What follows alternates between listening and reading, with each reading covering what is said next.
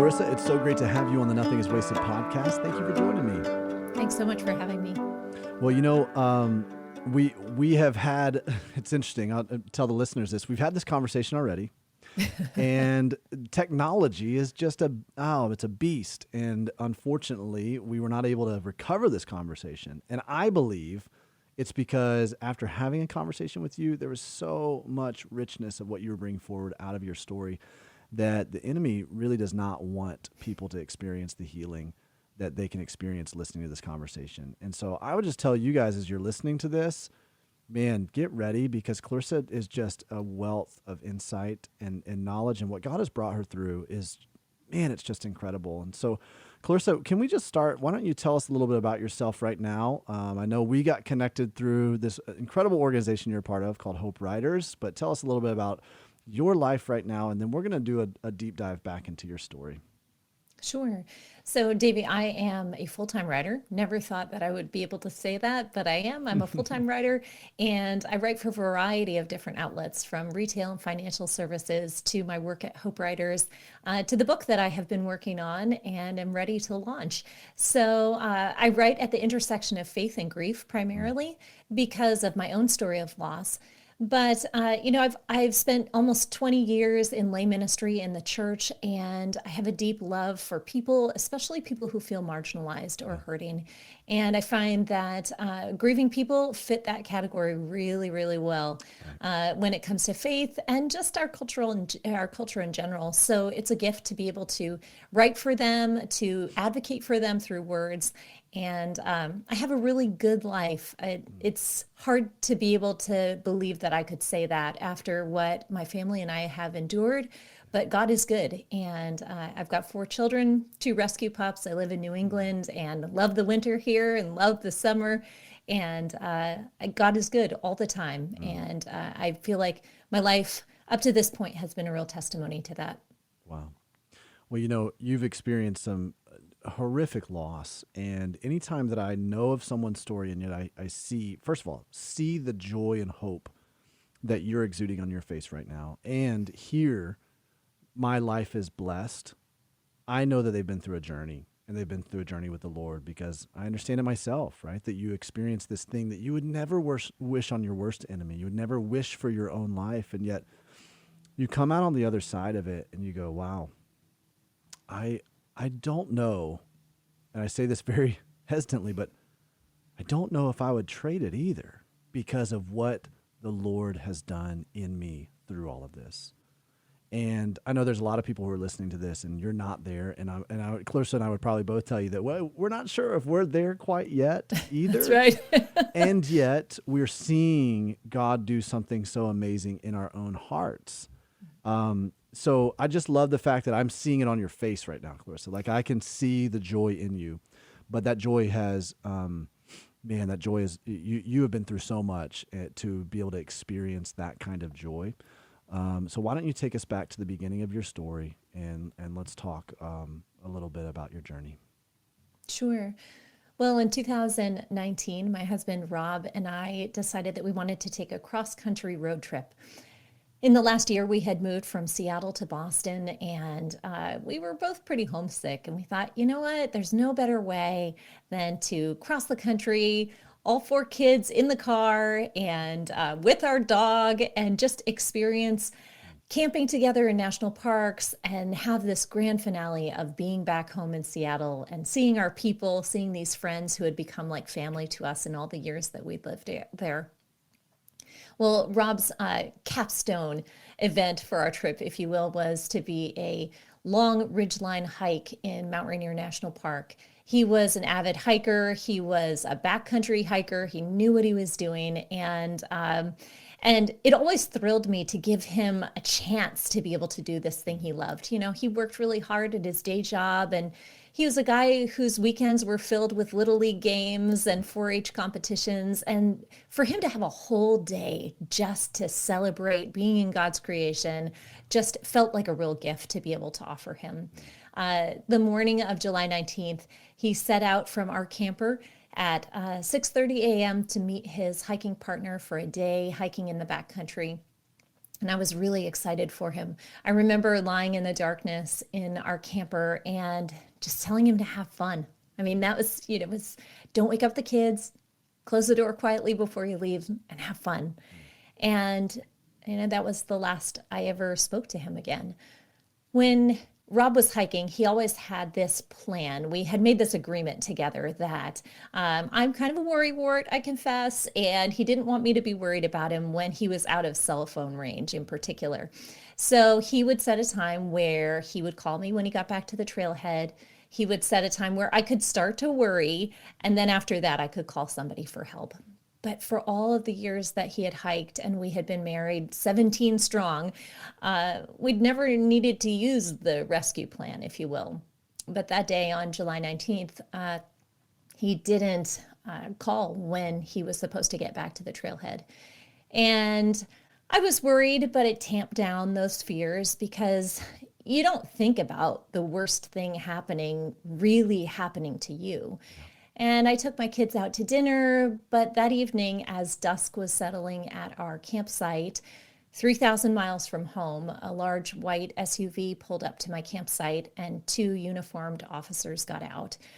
They were chaplains from the local police department, and they were there to give me the news that nobody ever wants to hear, that my husband had fallen to his death in Mount Rainier National Park, that he was gone, and that I was a widow, and we'd need to tell my children that their dad had died. Clarissa, I mean, even as of course, we've had this conversation before, and I've heard your story, and I've read your story, and it, as you say it, just the shock of what I can only imagine that you felt, it just hit me. It's just like, wait, what? And I'm sure utter disbelief. What? If you're able to, can you describe when I say it aloud? Yeah, describe what that moment when was I like. say it aloud, tears come to my eyes. I mean, it's been 3 years, and when you reflect back to me about shock and boy, I wonder if I still feel that to some extent. This disbelief that, is this really my life? Is this really what happened to my marriage? Is this what's happened to my children? Is this really a part of my story? And I wonder to some extent if I'll always feel like that, that there will be a piece of me that carries this sense of disbelief that the world really could be just this broken until I see Jesus again. Right. Yeah, I 100% believe it, because I'll have some of those waves of shock that just hit me out of nowhere as well, where I'm like, oh yeah, I thought I was kind of out of that disbelief. I thought I had come to terms with this, but then it'll just hit you in a new wave, and you're going, I can't believe this is my life, and this is what happened to me. And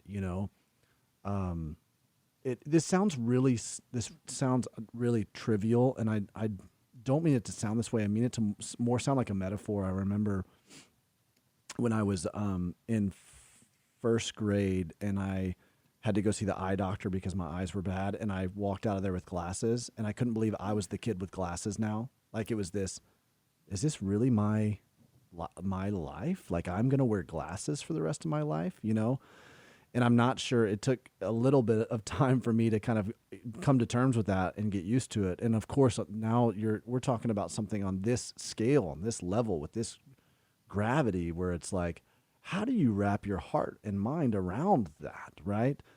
But even initially, as you're receiving this news, what was that like for you? Well, I think your metaphor of the glasses is a perfect description. There's this moment where you feel numb, like your eyes haven't quite adjusted to the light, to seeing through those lenses, and they're your old eyes, as it were. And you look at your experience almost, the way I describe it is, I felt like I was looking at myself in a movie. Like, these are the things that happen on TV. This is not the kind of stuff that happens to ordinary people like me. And so I think that metaphor is really apt, because it does take a while. It takes a long time for the numbness to wear off, for the shock to wear off after you receive traumatic news. And an older widow who had befriended me months before Rob died said to me later, she said, the numbness is a mercy. It's a mercy from the Lord that you can't feel it all at that one crushing moment. Because if you did, it would just destroy you. That it's a mercy from the Lord that He designed your body to not be able to take it all in that moment. That slowly you have this emerging vision of what your life is, what it's becoming. Your eyes adjust to those glasses over time. In the same way that, when you get a new prescription, the eye doctor says, wear these for 2 hours and then take them off because you'll start to get headaches. It's the same exact kind of experience with traumatic loss, that it takes our hearts, our bodies, our minds a really long time to make that kind of seismic adjustment to the news that we've received. Can you, as you're looking back on that moment and even the immediate moments after, a couple of weeks after, can you point to some ways that your body, your heart, your mind was trying to adjust, but was struggling to do so? What were some of the just kind of these big pivotal moments that you remember where you're like, I don't know how to live through this? Yeah, certainly. Well, there are the physical aspects. There is the exhaustion that it doesn't matter how much or how little you sleep, you're always tired. There's that kind of physical exhaustion as your brain and your body are doing major internal work. There's a sense of brain fog, like, where did I leave my keys? What day of the week is it? Have I eaten dinner or not? Because your body may not even care to eat because it's in that kind of shock zone. And then there's the emotional piece of it, the strange bursts of anger that you feel in the numbness, that you may lose your patience easily, or you find that you just can't stop crying, even though you feel like you can't fully feel it either. These are all such normal and natural physiological and emotional kinds of responses to traumatic loss. I think one of the things that people don't talk about, though, is the spiritual kind of responses that we have to loss. As Christians, we often think that when bad things happen, we immediately run to Jesus. And, we call on the Lord and we find comfort in His arms. But it's amazing how in that numbness, it's really hard to do some of those things. I remember talking to a widow friend of mine who said she couldn't do Bible study after her husband died, and she was really frustrated about it. Well, our brains, when they're trying to wrap themselves around the information we've received, have trouble doing extra processing. And so it made sense that it was hard for her to read her Bible like she'd done before. When I think about how these initial months and days of my loss affected me in those ways, I think about my inability to do things like read, even pray. I found that really hard. But one thing that came back to me in an amazing way was the words of hymns and worship songs. If I pull out my journal from 2019, you could open it and see lyrics of hymns just written down over and over again on the pages of my journal. I couldn't pray. I couldn't access new words, but deep in my heart, there were words that were just bubbling out, words that I had sung for years and years at church, words that I had sung as a child that came back to me. And I feel like that is a deposit of the Lord in me, to have, even in that state of just utterly being undone, that God's words never return void. They were planted deep in there, so that when my body literally couldn't take it all in, there was a source of comfort for me that was buried deep inside of me.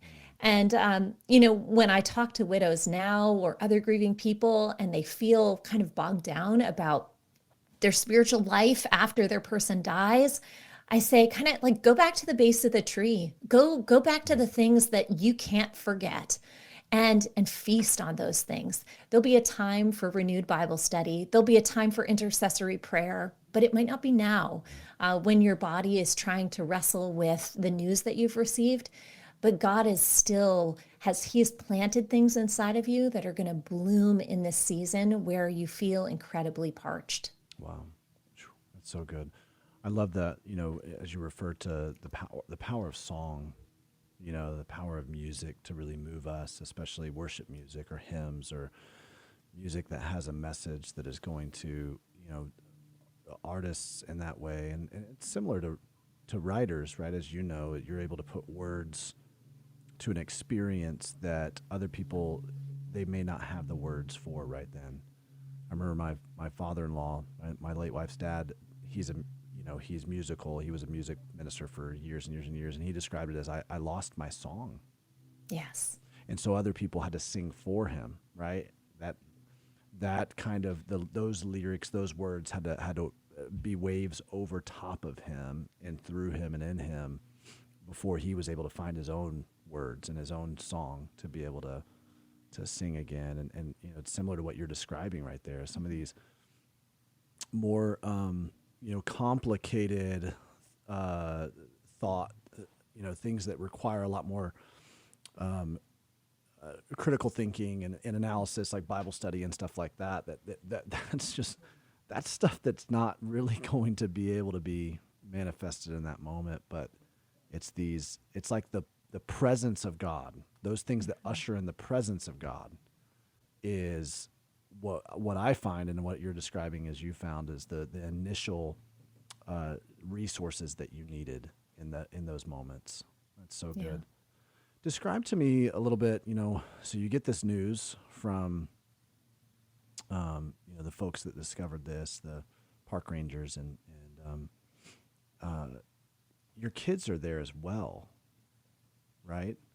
Yeah. So how did that moment play out? I mean, and how did you handle that moment? I mean, I think that would be seemingly impossible to, on one hand, as a mom, I'm thinking you're probably thinking, how do I hedge this from my kids and shelter my kids from this news? And yet at the same time, you're going like, you don't see this coming. So but how did that moment play out for you?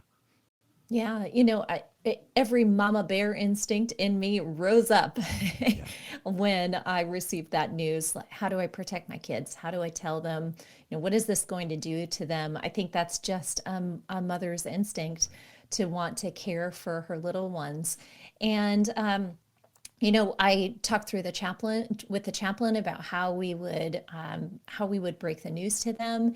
And I was blessed to have guides in that way. Even then, I feel like the Lord he anointed those people for that moment to be able to guide me into doing this hardest thing that I had ever done. Because, as parents, we can take bad stuff. We're used to that. But to see our children hurt is just the ultimate pain.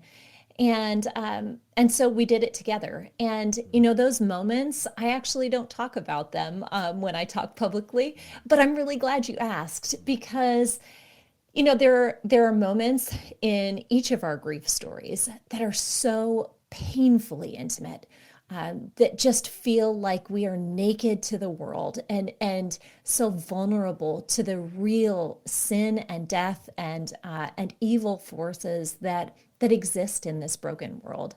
And yet, we also live in a culture that's really accustomed to telling it all.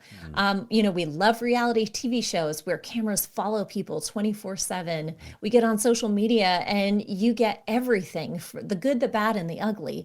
And I think that when you're grieving, it can feel like you want to tell somebody this thing that feels so central to your story, to your life.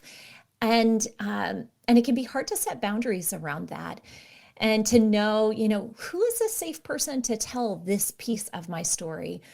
When I talk to writers about writing their hard things, I'll often say, write through it. You write all of this down, journal it, put it all on paper. You don't want to forget this. Right. But it may not be time to publish it. And it might not ever be time to publish it. And that's okay. It doesn't mean that it's not valuable for you. And that's kind of how I think about those first hours where I was with my kids and they were learning the news. For them, that will be their story to tell if and when they choose. But it's a sacred space. I also think of Mary, that the scriptures tell us that she hid things in her heart. And there are sacred dark moments from that night that I've hidden in my heart that, I'll never be able to push away, and my kids won't either. But I hope that in that sacred keeping, that God will even use those really painful places that I don't share somehow for his glory. Wow. Wow, that's so good. I love the distinction there because there are, we live in a published culture, right? That even before we're able to process things ourselves, we feel this temptation to publish it. And a lot of times it just becomes this regurgitated material, right? You're not really coming with anything that has substance or your own voice because you haven't processed it yourself and thought through it and done the difficult work of digging through some of these emotions and the insights that you draw from them and what the Lord shows you and stuff. And I love that you're drawing this distinction between, hey, write it all down, process all of it, right? And some of it may never be published. It's just, it wouldn't feel right. It would almost detract from the beauty of it to publish it, to share it, to tell other people about it. And that's really insightful, Clarissa. That, that causes me pause to think about and go, wow, what is the parts of my story that are like, I know they're there. What is it that it's like, especially as you're helping other people and you're trying to help carry them along the journey. That's part of helping other people is you're saying, hey, I've been there, I've walked that. I want to relate to you. I want to empathize. And yet there are certain parts of it where you go, it's not quite, doesn't feel right. Doesn't feel right. And so good for you for kind of determining that distinction in your own story and then, helping us with that and challenging us to do that as well in our stories. What's really interesting to me, and I know it, I don't want to say ironic because that sounds very, I don't know, it sounds very dismissive almost and reductionist, but your late husband wrote a book called The Art of Dying. Yes. And man, first of all, explain that to me. But I also think that God writes things in our stories that we can draw from and we can go, wow, there is meaning to this, right? There's hidden undercover meaning that at the time we would not have known, but now we can see it differently, right? Yeah. Can you talk to us about what he was putting forward in that book, and then how your perspective on watching him bring that book to the world has changed because of what you guys have experienced? Sure, yeah. In a decade before Rob died, he researched and wrote a book called The Art of Dying, Living Fully into the Life to Come. And he was a Christian journalist at the time. He was a journalist for Christianity Today, reporting on the Terry Schiavo case down in Florida of euthanasia.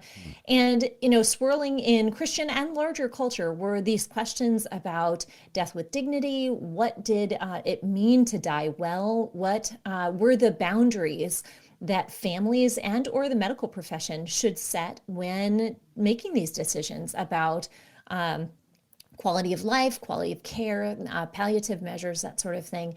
And as he researched and wrote, it was deeply disturbing to him that it seemed like Christians didn't have a really good sense of what we should do. And so he, in his journalistic kind of way, dove deep.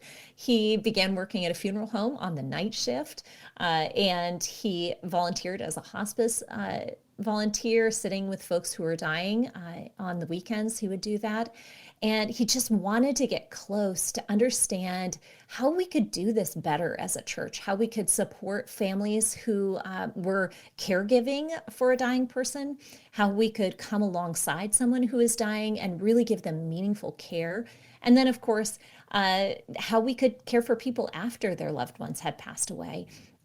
And I'll be honest, I did not like it. I remember sitting in a little cafe and talking to and another author who is well seasoned and saying, is there even a market for this? Who wants to read a book about death? Wow. And You were I'm so doing a lot glad. of like the informal editing, right? For him, you're reading some of his manuscript and stuff too, right? Wow. Well, and I'm so glad that he didn't listen to his wife, that he went ahead and did it. I edited that book from cover to cover. It was a joy to work with him on it.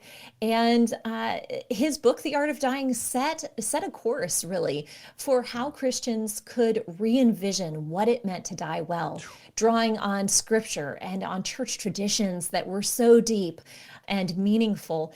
And here he did this amazing work. And, it stood for a decade. It served folks well in churches and in seminary classes, personal reading.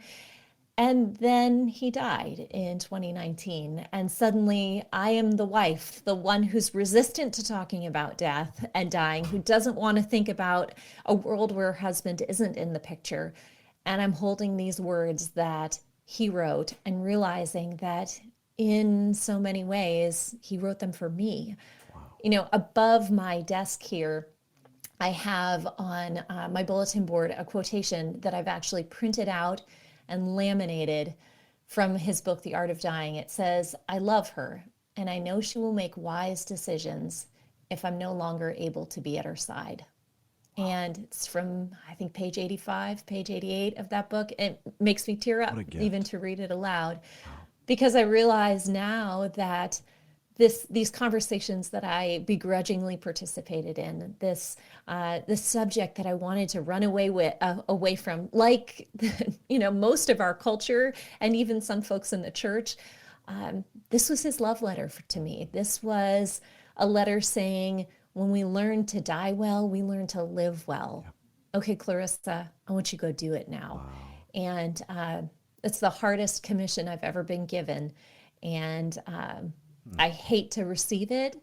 And yet, how could I not, from the man that I love? Man, that's so good. That's so rich. I mean, when we learn to die well, we learn to live well. Because this is death. I mean, I read Heaven by Randy Alcorn after my late wife passed. It was really helpful for me. But I think some of the things, I think this was in Heaven. It might have been in a different book, but I'm pretty sure it was in.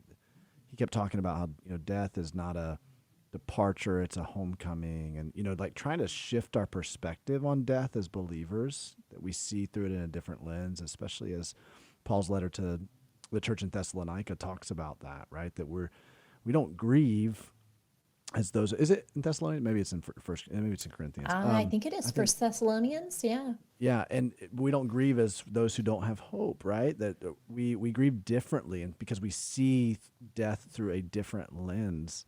And this is the culmination of this life that we have been stewarded, right? It's this critical moment where we are now about to stand in front of our Creator and hear, "Well done, good and faithful servant." And so, even that last moment right there is kind of the, I can't say it in a different word. It's a culmination of all the rest of what we have done with our life. And to look at death differently. I mean, what a profound thing. And then what a gift for you to be able to have this, like you said, almost this letter to you, affirming to you, hey, she's going to be able to move forward. She's going to be able to make wise decisions, even if I'm not by her side. That had to have felt so just, affirming and warm for you to be able to read this again and go, wow, this is, I feel, man, I can move forward in this. Yeah. Yeah. After he died, in fact, I went home from those funeral services and I took that book off the shelf and I went and I read it looking for me. And I know, it was entirely selfish. Like, okay, I know he put stories about us in here. What did he say about us? It had been 10 years. What is he saying to me now? And I feel like it's a real treasure to be able to possess those words.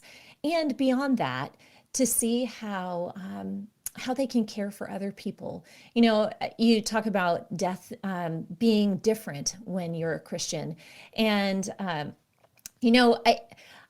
I feel some tension about that, having lived through a traumatic loss, that I can't only say it's a homegoing. It's a beautiful homegoing, but it's also a result of the curse. Yes. And so, as much as I rejoice that Rob is with the Lord now, that he is content and satisfied in the arms of Jesus, I also rage against death. Absolutely. It is, the last evil that will be conquered when Christ comes again.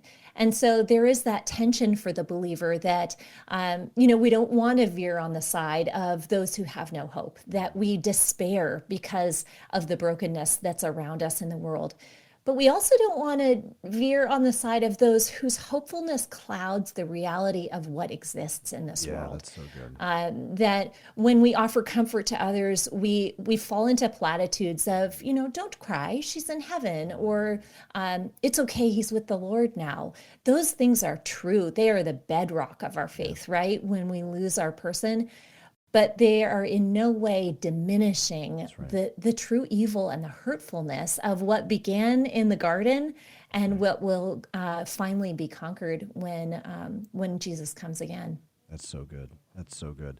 You almost think that people have to come to that kind of discovery for themselves. The Lord has to lead them on that journey. You can't short circuit that for them, right? Even though you're trying to offer some kind of comfort, you're trying to offer something that's going to assuage that pain.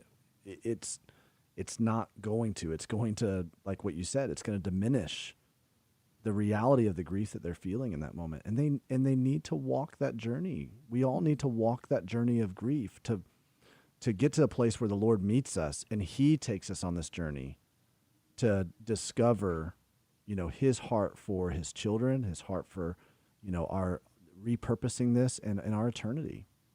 Yeah, that's why I love the way that you talk about pain to purpose. You don't talk about necessarily pain to healing, because we know that the healing that we await is eternal, right? That there is, but we can take our pain and we can transform it to purposeful living. That's right. And that lessens it. It lessens the burden of the pain that we carry, and it turns it, redeems it, transforms it into something that the Lord can use. That's so good. We are in the process of healing, but we will never be fully healed and whole until we, we are fully glorified, right? That's right. Until we have that, that moment, that culminating moment where we walk through death, the final evil, and then our bodies are everything is fully glorified. Man, that is, Clarissa, this is why the audio is corrupted, because we're going places we haven't gone yet. Okay. That's right. Can you point to me, that was a critical moment, I'm sure, where you were going back and reading his book. Were there other critical moments for you where it was like, as we talk about this idea of like, hey, we're healing, but we're not fully healed, where you can point to and go, hey, this really helped to be a salve for my soul, and it started to help, it started to bring me along on a journey of healing? Yeah. Well, about 4 or 5 months after Rob's death, we were settled back into the school routine here in Boston, and trying to muddle our way through, create new rhythms. And it was like walking through quicksand to try to figure out how we were going to live without him, how I could be the breadwinner for our family, how I could manage chauffeuring my kids to all of their activities, how we could maintain what we'd had before. And I realized I can't do it. I can't keep this old life on life support, as it were. I can't do this on my own. And I began looking around on the internet, just wildly, sort of randomly searching for, what do I do now? Because I had no idea how to chart a path forward. And I read a study on post-traumatic growth, and it was like a light bulb came on. I was like, yeah, that's it. That is what I want. I want to turn this pain into purpose. I want, we talk about nothing being wasted. I want to make sure that I don't allow this experience to calcify me, to just turn me to stone. We've all seen people like that, right, in our lives, who they go through something hard and it hardens them. And I don't want that to happen in my experience with grief. I I want my loss to just break me open, for it to make me more compassionate, for it to make me more passionate about the things that matter. And this study on post-traumatic growth did it for me. It just was that moment where I thought, okay, that's what I'm headed toward. And as I've lived with grief for a long time, I see, oh, that's what the gospel's talking about. You didn't need a research study. That's what God used as a catalyst for you. But this is the work that God is in the business of doing. Right. From our very cells, we're built for resilience. He's designed our bodies to recover. You think of those athletes who push themselves really hard, and they push themselves to the limit and beyond, and then they take a day of recovery. They can't just exercise constantly. There's got to be space for rest, because in rest comes renewal. So we know that God has designed our bodies for resilience. And then beyond that, he offers us resurrection. It's, resilience is something that we sort of like work with God on. We point our bodies in that direction. We eat, we sleep, we take care of ourselves in relationships and physically as modes to that kind of resilience. But resurrection, that is entirely his gift alone. And he offers that to us. That is the post-traumatic growth that is available to us as believers. And so from that time on, that has been my goal. How do I allow this grief to form me? How does the love that I carry for my husband inform the way I live now? How does it make me a better person? How does it shape the person that I'm becoming? And where can I allow this loss to be a place of purposeful ministry? I think so that there's someone else out there who can know you're not alone in what you're experiencing. God is with you. When you feel that it's darkest, he will be there with you, walking beside you. If I can tell one person that, there's some growth there. That grief hasn't been wasted. Yeah, that's so good. And what you're saying is something, we say this often, that you don't have to wait till you are healed. Because as we established earlier, you're not going to be fully healed. You don't have to wait till you're healed before you begin partnering with God in a redemptive process for your story. And that is helping other people, right? That's right. Repurposing the difficult parts of your story. Henry Nouwen talks about it as the wounded healer. That's it. That this is our posture as a wounded healer.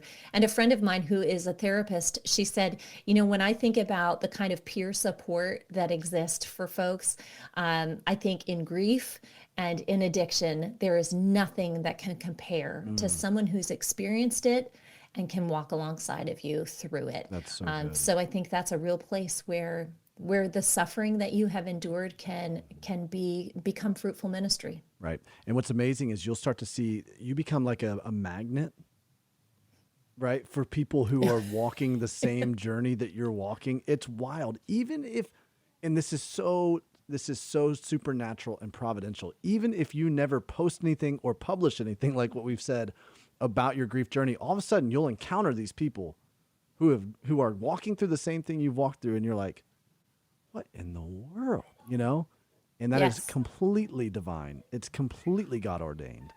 And now you're able to minister out the richness of what you've walked through. Along those lines of this, taking part in and actually initiating this repurposing, you say initiate. It's probably not the right word. You're responding to an invitation, right? Instead of initiating. The Lord initiates this, right? He's like, hey, I want to repurpose this. I don't want this to be wasted.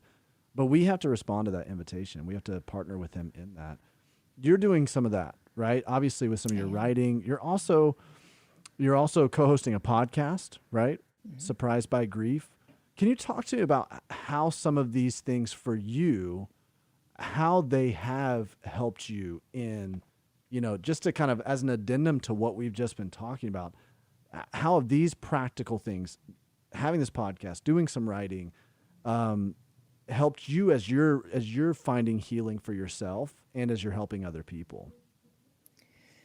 Well, grief it's so unique. it's a universal experience. There's nothing that doesn't touch us like death and taxes, right? We're all going to experience grief at some point, but it's painfully unique. There are so many moments where you just feel like no one can understand the thing that you're experiencing. And I don't think that's only limited to the first year after your loss. Whether it takes you 5 years to move out of the house that you shared with your spouse, or it's been 10 years since you lost a child, there's still this sense of you're going to interact with experiences, with people, you're going to have events that provoke those feelings of grief that make you feel incredibly alone. Yeah. And one of the ways that my work has been an unexpected gift is to offer me those companions along the way. I don't attend support groups now, I lead them.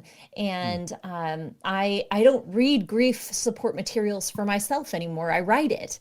And yet there are moments where grief overwhelms me, where I see my child have a need and I think, gosh, I just wish he were here now because he would do this so much better than I would.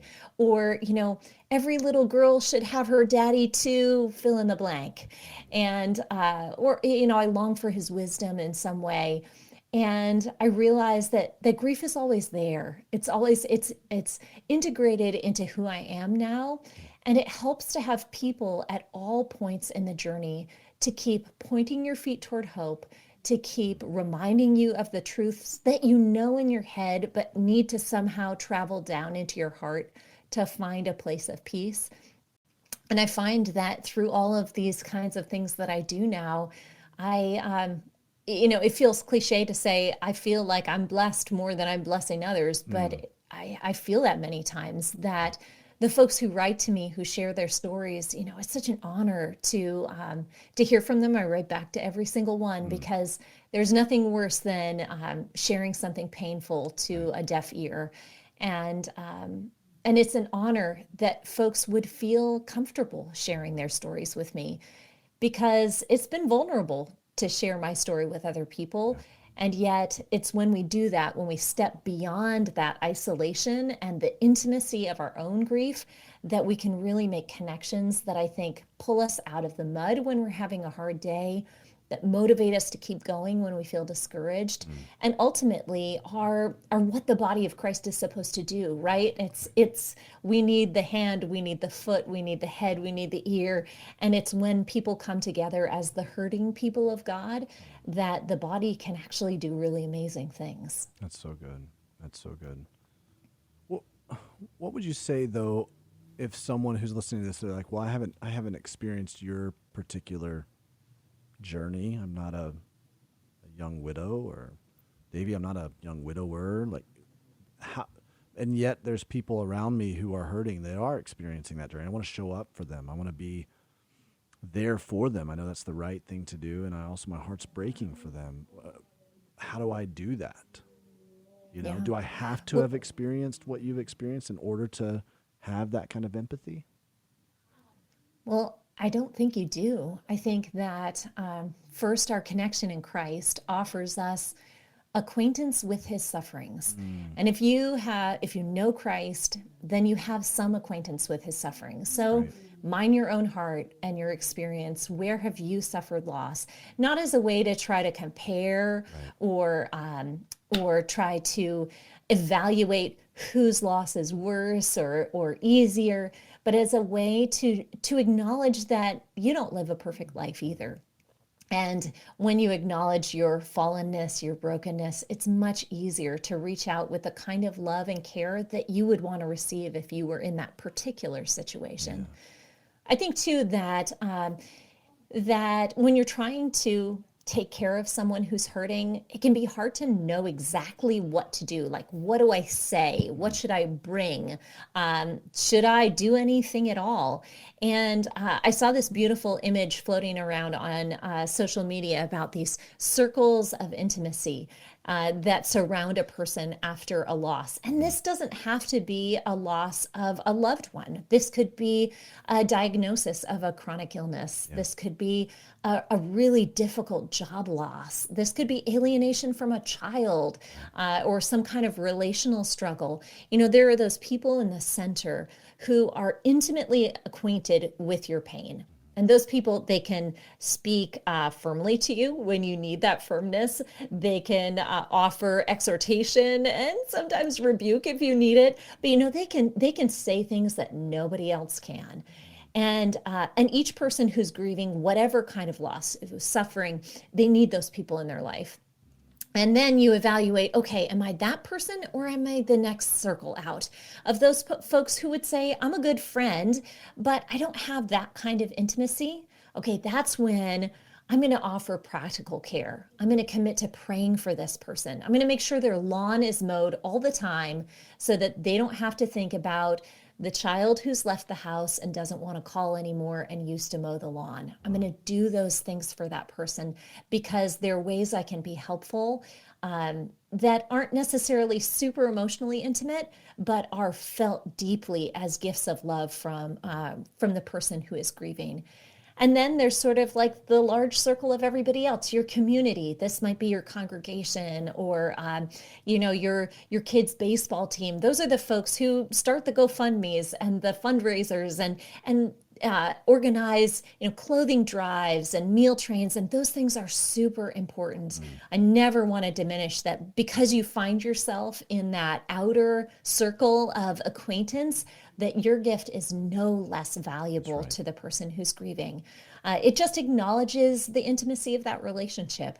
And I think when you're trying to figure out, what do I do? Where do I fit into this relationship with this grieving person? Those circles can be really helpful to guide you as you try to say the right thing and do the right thing. And, with the caveat, of course, that we're all fumbling our way, right? We're all trying our best to love, to become fluent in words of consolation, and we are not perfect. That's right. But someone showing up imperfectly is always better than somebody who does nothing. Yeah, that's so good. That's so good to remember. I mean, it's interesting. I remember doing a funeral. I don't know. I officiated a funeral. Right, man, it was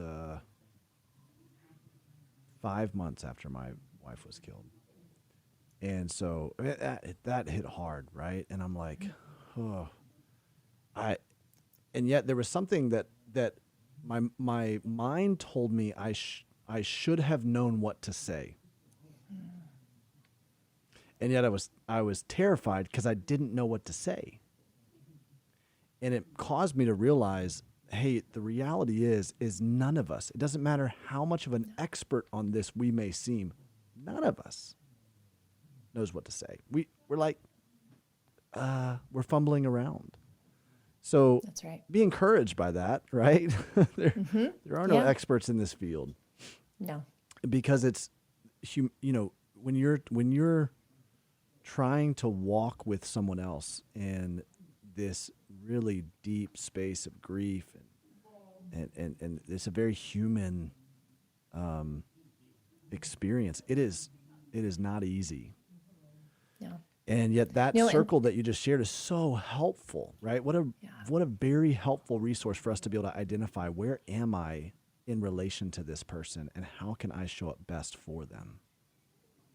And that's where we're always pointing people to Jesus, right? Because nobody is good at this except for the one who we're told in Scripture was acquainted, was good friends in Hebrew with sorrow, who carried our grief, bore our burdens, bore our sorrows. Like, he actually gets it.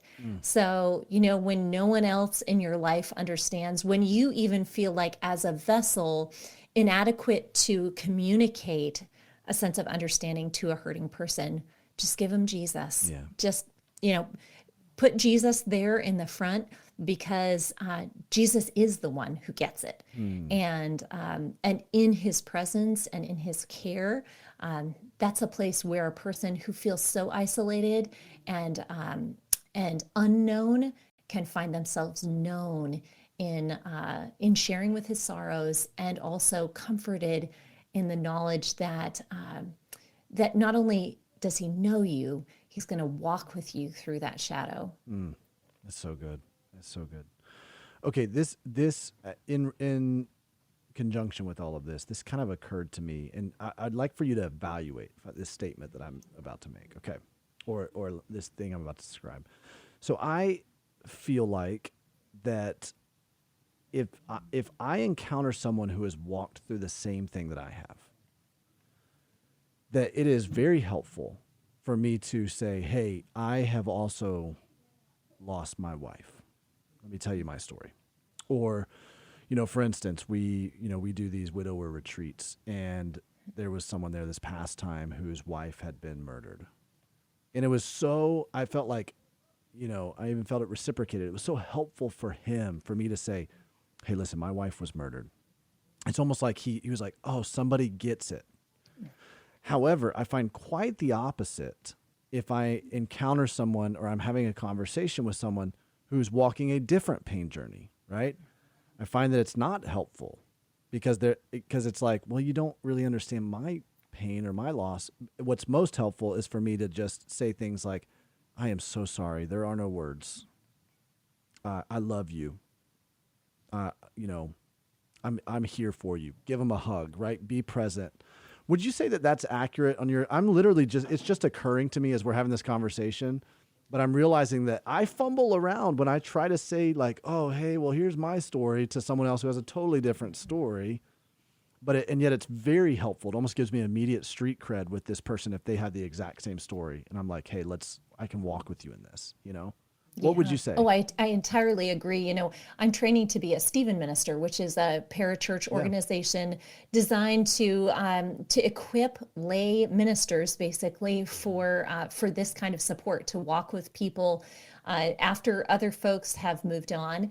And this is one of the things we talk about regularly in our conversation of what's the boundary between sharing too much of your story and sharing just enough.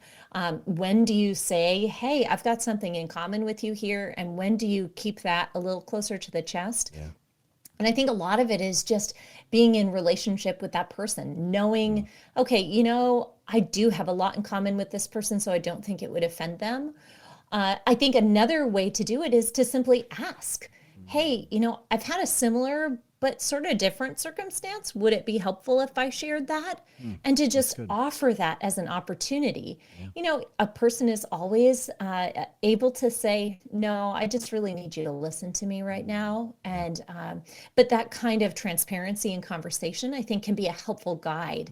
If you can't necessarily read their body language to tell, if you don't know them all that well, that can be an opportunity to just be overt about it, to bring that awkwardness forward and acknowledge that you don't have similar grief stories, but you want to be helpful, but you also don't want to be hurtful. And you're aware that that words of helping can sometimes hurt. And I think that honesty goes a long, long way with people.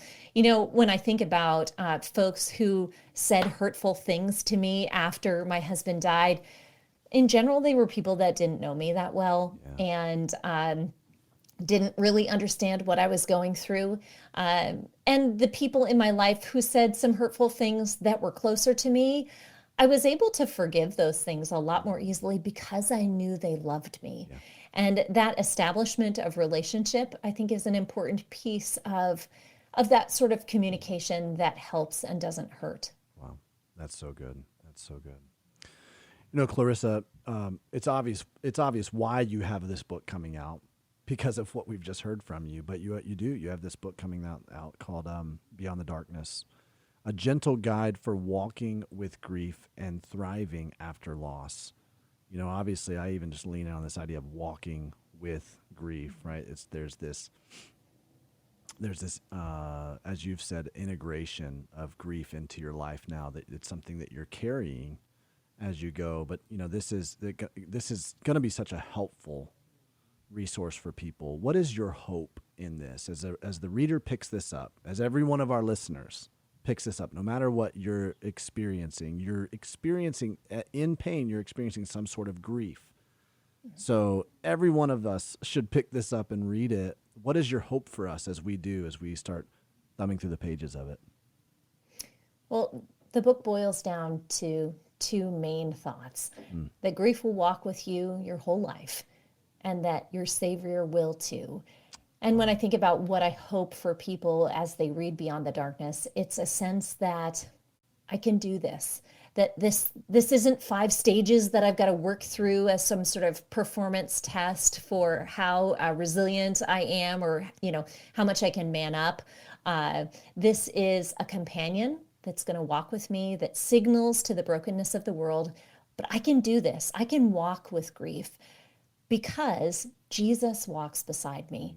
I'll often talk to folks who are grieving who say, I can't imagine how people do this without knowing Jesus. And really, I don't know either. Because if grief is a companion that we hold with one hand, we know that Jesus is always upholding us, that he carries us, that he walks beside us, behind us, before us.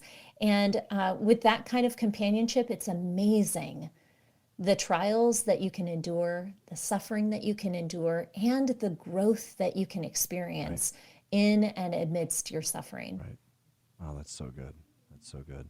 Clarissa, this has been wonderful to be able to have this time with you. I'm so glad that we had a second chance to be able to document this conversation. And man, I appreciate so much what you're doing and how you're repurposing your pain.